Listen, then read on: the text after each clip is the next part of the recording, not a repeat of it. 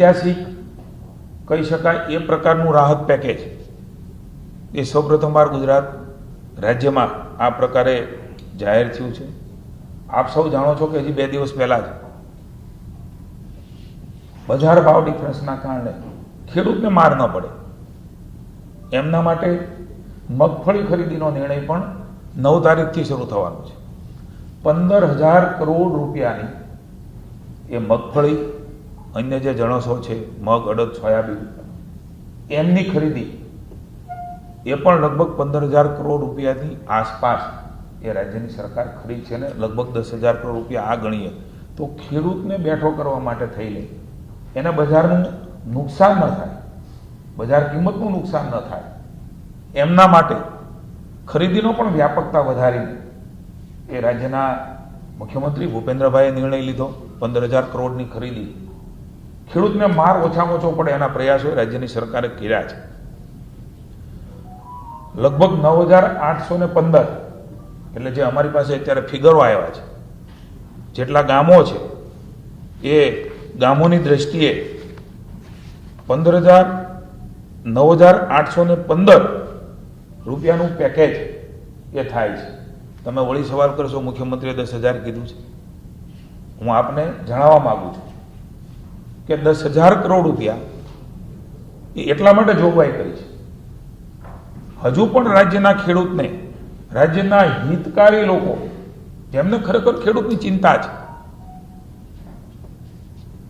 એ બધાને વિનંતી કરીએ છીએ કે કોઈ પણ ખેડૂત એને આ માવઠાનો માર પીડ્યો હોય, કુદરત રૂઠી છે, કુદરત રૂઠે ત્યારે માણસ થીગડા નથી મારી શકતો, આપણે બધા સમજીએ છીએ, પણ એને મદદ કરીને હિંમત આપવાનું કામ ચોક્કસ કરીએ, એનું મનોબળ વધે, મનોબળ ન તૂટે એ માટેના પ્રયાસો સહિયારા હું અપેક્ષા રાખું છું બધા પાસે કે આ સહિયારા પુરુષાર્થી જ ખેડૂત બેઠો થશે અને આપણું અર્થતંત્ર એ મજબૂત કરશે.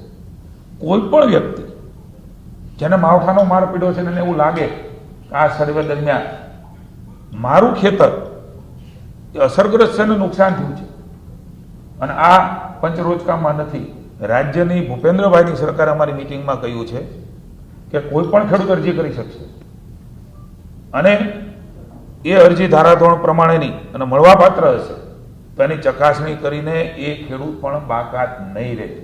કદાચ આનાથી પણ વધારે રકમનું રાહત આપવી પડે તો રાજ્યની સરકાર ભૂપેન્દ્રભાઈની ખેડૂતોની બાજુમાં ઊભા રહીને હંમેશા રહી છે, આજે પણ ઊભી રહી છે અને ભવિષ્યમાં પણ કોઈ ચિંતા કરવાની આવશ્યકતા નથી. જેને પણ નુકસાન થયું છે, કારણ કે આટલા દિવસોમાં જે અમારી પાસે માહિતી આવી છે, તમારી પાસે આવી છે, નકર તમારી પાસેથી પણ આવી હોય, એ પ્રમાણે અમારા વિભાગે આ આંકડો એ નક્કી કર્યો છે. ક્યાંય પણ પિયત બિન પિયત હંમેશા કેટલાક ધારાધોરણ છે, આ વખતે પિયત બિન પિયત બાજુ પર મૂકીને પ્રતિ હેક્ટર 22,000 રૂપિયા એ પિયત હોય કે બિન પિયત, આપને વિનંતી કરું છું કે આખા દેશની અંદર આ પ્રકારે વ્યવસ્થા છે, પણ આ વખતેનું ગુજરાતનું માવઠું એ વિશેષ છે, દુઃખદાયક છે. દુઃખની ઘડીમાં ભાજપની સરકાર એ ખેડૂતોની બાજુમાં ઊભી છે.